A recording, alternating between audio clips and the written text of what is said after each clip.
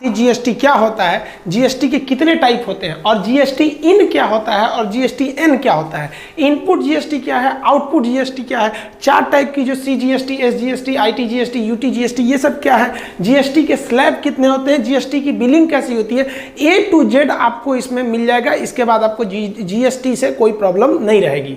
GST कहता है कि एक देश एक टैक्स होना चाहिए, लेकिन ये अधूरा सत्य है। देखिए, टैक्स जो होता है ना, वो गवर्नमेंट के लिए एकदम उसका अधिकार है। गवर्नमेंट के पास पैसे का एक ही स्रोत है, जो मेन सोर्स है वो टैक्स है।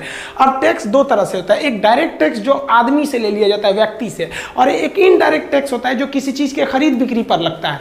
तो इनडायरेक्ट टैक्स भी कई तरह के होते थे। कस्टम ड्यूटी होती थी, कोई विदेश से सामान मंगा दिए तो excise duty, service tax, sale tax, VAT, जिसमें वैट बहुत ज्यादा फेमस था। तो ये इनडायरेक्ट टैक्स जो है, यहाँ तो आपको 4-5 दिखा रहे हैं, ऐसे 17 टैक्स। तो इन 17 टैक्सों को आपस में मर्ज कर दिया गया, और जो ये इनडायरेक्ट टैक्स था, इनडायरेक्ट टैक्स को खत्म करके इसी के जगह पे लाया गया जीएसटी। तो जीएसटी भी क्या होगा, एक इनडायरेक्ट टैक्स होगा। तो आप बताइए, क्या ये वन नेशन वन टैक्स हुआ? ये तो केवल इनडायरेक्ट टैक्स को घटाया। डायरेक्ट टैक्स में कोई भी बदलाव नहीं है। आज भी आपको डायरेक्ट टैक्स देना है। सेंट्रल गवर्नमेंट का कॉर्पोरेशन टैक्स जो होता है, निगम कर, वो काफी ज्यादा उससे इनकम होता है। तो डायरेक्ट टैक्स में नहीं, ये इनडायरेक्ट टैक्स है, ये आपका जीएसटी, और ये खरीद बिक्री पर आपको देना पड़ता है। अब बात करते हैं कि ये जीएसटी देना किसको पड़ेगा। तो 3 ही लोग को देना पड़ेगा। ध्यान से समझिए, जिनका सालाना टर्नओवर, लेन देन 20 लाख का है। देखिए, ये 20 लाख प्रॉफिट नहीं है। मान लीजिए कि हमने कभी 20 लाख का माल मंगाए और 20 लाख के सामान को बेचे और हमको 21 लाख हुआ, तब तो हमारा तो लेन देन ही वाला ही 20 लाख हो गया। अब आपको कितना प्रॉफिट हो रहा है इससे मतलब नहीं है। आप 20 लाख वाले कैटेगरी में आ गए, आपको अब जीएसटी भरना पड़ेगा, पहला। दूसरा कि अगर आप एक राज्य से दूसरे राज्य में 1 रुपया का भी सामान का व्यापार करिएगा ना, तो वहां आपको जीएसटी लग जाएगा। वहां ये 20 लाख वाला हिसाब भूल जाइएगा। उसके बाद एक और चीज होता है, ऑनलाइन। अगर आप ई कॉमर्स करते हैं ऑनलाइन, चाहे वो 10 रुपए का भी होगा तो आपको जीएसटी लगेगा। जोमेटो को देखिएगा, 50 रुपए का भी सामान मंगाएंगे तो उसमें जीएसटी लगेगा। ये 20 लाख का जो रेशियो है, ये पहाड़ी क्षेत्र जैसे अरुणाचल प्रदेश वगैरह, वहां 20 लाख के बिजनेस का मतलब बहुत बड़ा दुकान हो जाएगा। तो वहां पहाड़ी एरिया में जनसंख्या कम होती है, तो वहां पर कुछ पहाड़ी वाला एरिया, वहां ये इसकी कैटेगरी 10 लाख ही रखी गई है। तो वो स्पेशल केस है, जनरल नहीं है। ये 3 लोग को आपको जीएसटी लेना पड़ेगा। अब किसी की छोटी दुकानें, होटल वगैरह है, 20 लाख चलता नहीं है, तो वो काहे लिए जीएसटी लेगा।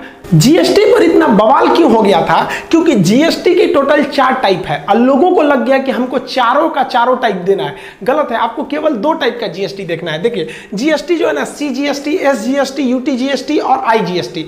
अब इसका सीजीएसटी का मतलब क्या होता है, सेंट्रल जीएसटी। एस का मतलब क्या होता है, स्टेट गवर्नमेंट ले जाएगी। यूटी का मतलब होता है केंद्र शासित, यूनियन टेरिटरी का जीएसटी है। उनको भी तो भैया दिल्ली गवर्नमेंट को पैसा कहां से आता है, स्टेट तो है नहीं दिल्ली, दिल्ली क्या यूटी, तो यूटी जीएसटी से उनका पैसा आता है। और इंटीग्रेटेड जीएसटी यानी आईजीएसटी, मतलब एक राज्य से दूसरे राज्य में ले जाएंगे। तब एक एक करके समझिए। मान लिया कि आप सेम स्टेट में कोई बिजनेस कर रहे हैं, जैसे मान लिया कि आप बिहार में हैं, तो बिहार में ही आपका लेन देन है, तो आप सेम स्टेट में आएंगे ना, तो आपको कोई 2 ही टैक्स देना पड़ेगा। एक सीजीएसटी देना पड़ेगा हर हाल में, और एक एसजीएसटी देना पड़ेगा। मान लिया कि कोई सामान है जिस पर 18% टैक्स है, तो लोगों को टेंशन क्या लगा था कि सोचो 18% टैक्स है, सेंट्रल जीएसटी यानी सीजीएसटी 18%, एसजीएसटी 18%, फिर यूटी 18%, इंटीग्रेटेड 18 करके पगला गए लोग। भाई साहब बचेगा क्या मेरा? गलत है भाई साहब, आपको कोई 2 ही देना है। कौन देना है? सीजीएसटी, ये सेंट्रल गवर्नमेंट ले जाएगी, क्योंकि सेंट्रल का हिस्सा, भाई सेंट्रल का हिस्सा तो पूरा हिंदुस्तान ही है, वो सेंट्रल के अधीन आएगा। आप चाहे बिहार में रहिए चाहे केरला में रहिए, तो सीजीएसटी ले जाएगा।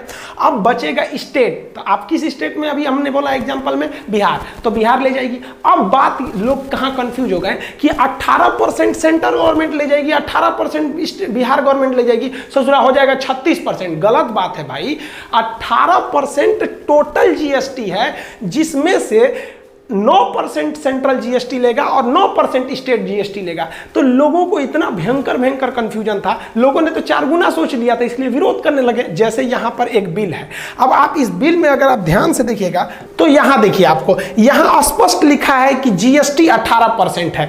अब ये 18% आया है 25 रुपया, लेकिन उसी को नीचे स्पष्ट लिख दिया है कि इसमें एसजीएसटी 9% है और सीजीएसटी 9%, यानी 9 जोड़कर 18 होता है। ऐसा नहीं है कि 18% सीजीएसटी भी और 18% एसजीएसटी भी, तो अब तो 36% हो जाएगा।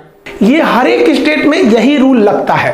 अब गुजरात में भी क्या होगा भैया, गुजरात का भी एरिया तो किसके अंडर में है, सेंट्रल गवर्नमेंट के है, तो सीजीएसटी लेगा और गुजरात अपना एसजीएसटी ले जाएगा।